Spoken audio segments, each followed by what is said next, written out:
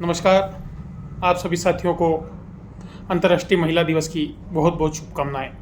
आज का दिन अंतर्राष्ट्रीय स्तर पर महिला शक्ति के लिए समर्पित किया गया है और आज पूरे विश्व में अंतर्राष्ट्रीय महिला दिवस मनाया जाता है।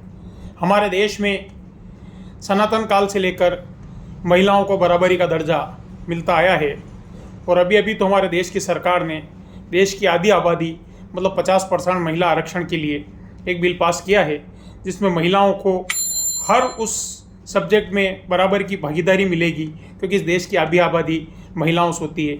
महिलाएं जननी है।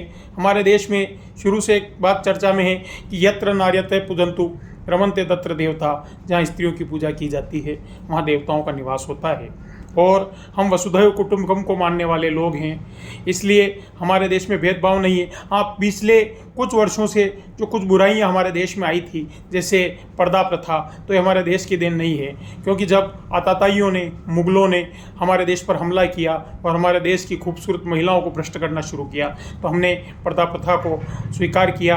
लेकिन आज से लेकर के जब तक हम सनातन काल तक देखें, भले ही भगवान राम हो, भले ही भगवान शिव हो, भले ही भगवान विष्णु हो, सभी ने अपनी अपनी पत्नियों को बराबरी का दर्जा दिया है।